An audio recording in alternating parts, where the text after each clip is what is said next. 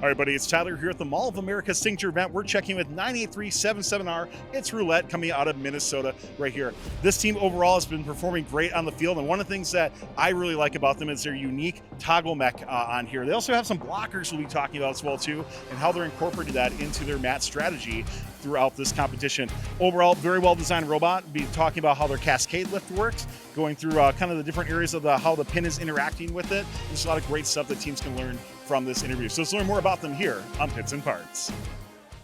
Help us achieve our next goal by being one of the 50,000 subscribers on our YouTube channel. Don't forget to like, subscribe, and click the bell to stay up to date on all future fun content. Tyler, let's jump right into this robot here. Talk to me about overall design philosophy. How did you come up with this archetype of a robot for things? And I know we're going to be talking a bit more about your cascade lift as well too.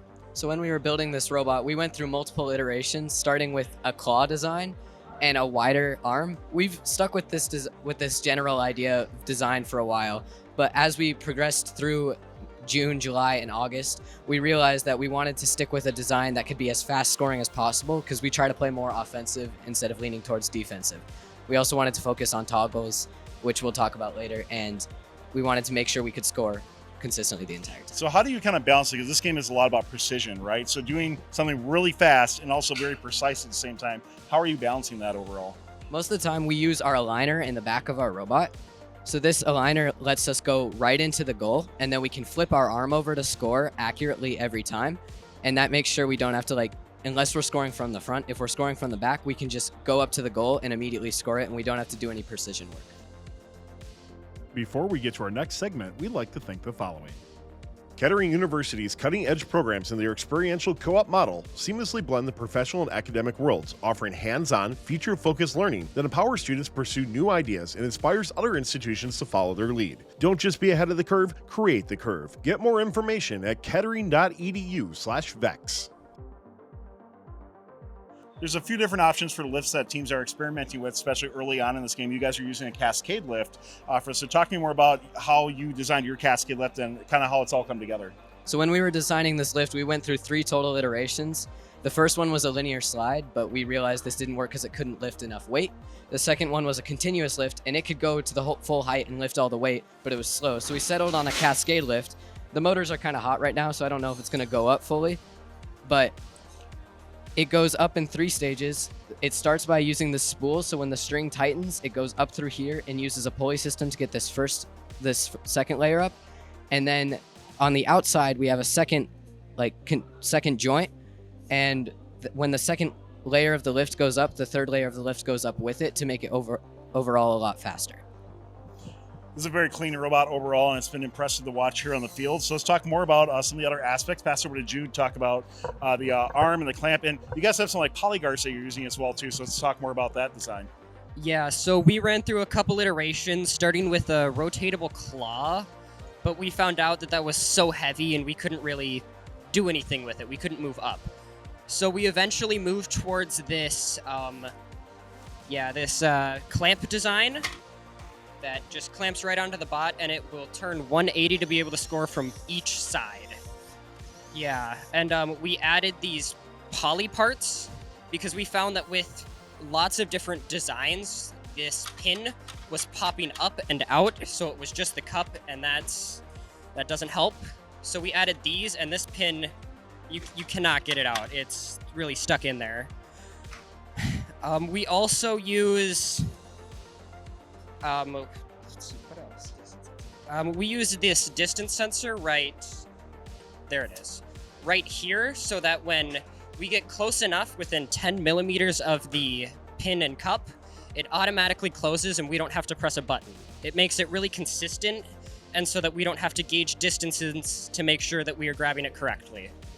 So as your arm is moving on here, obviously your center of gravity is moving quite a bit as that arm process is going through. What have you guys done to try to make sure that you're keeping that center of gravity low and you're not tipping, that sort of thing? So we have all of our brain, battery, and almost all of our motors at the very bottom so that our center of gravity is so low. We also, another advantage of having this aligner is that it's so low that it's a little anti-tip. It won't tip down. And then on the other side, we have this little brace that does the same thing on the other side. It won't tip. we haven't had any troubles at all this year with tipping, and that's very good. Yeah, absolutely. Very- As you approach mass strategy, for sure. Yeah. Before we get into mass strategy, though, let's talk about this toggle mech that you have on here. So this is not only has it been impressive, but very unique, I think, as well too with this. So Drew, talk to me about just how this toggle mech works and how you're actually implementing it in terms of during the gameplay.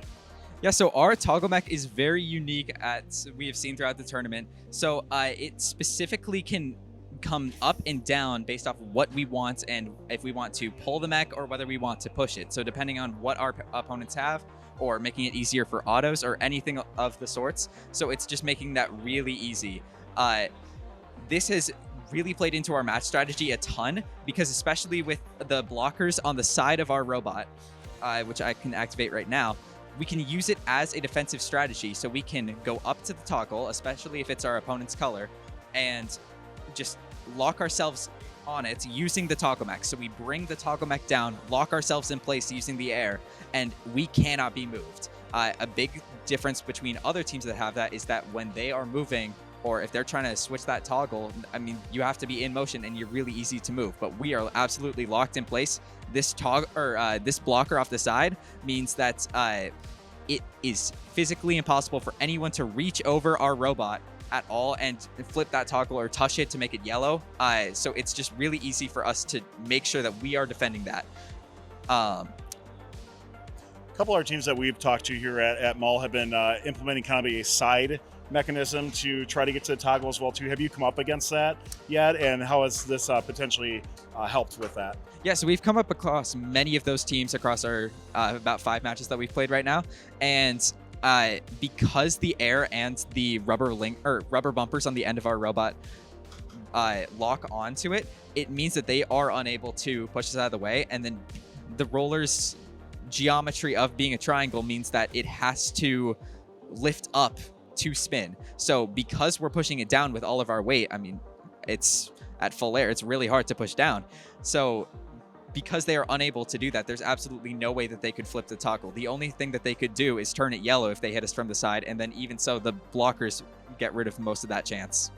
Outside of the toggle itself, are there other match strategy elements that you want to highlight, or is there anything that has maybe surprised you being here at Mall of America in terms of how this game has played out?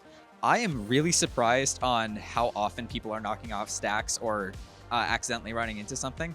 So that's where, I mean, going back into the toggle just a little bit, this being out of the way really helps us, because everyone else is knocking stuff over, getting DQ'd. There's been just so many DQs already, and we're only 140 something matches in. So it's just really difficult for anyone to keep stuff up. It's just all coming down, and that's really surprising. I thought that it was going to be a lot more stable stacks. I thought that the cups and pins were going to work easier and weren't going to be so easy to take down. So everyone's strategy is just making sure that you're not touching those alliance goals, you're not touching those neutral goals unless you absolutely have to. Majority of the scoring being on alliance, because if you do accidentally knock that over, it's okay. It's not your fault. Well, overall, thank you, first off, Roulette, for showing off more of this robot. Some really cool individual impressive mechs I think are really cool that teams are going to take some great inspiration from. So congratulations on a great build early on in the season. Can't wait to see how you do here at Mall, but can't wait to follow you through the rest of the season well, too. Good luck to you guys. Thank you so much. Thanks for watching. Don't forget to like, subscribe, and click the bell to stay up to date on future fun videos.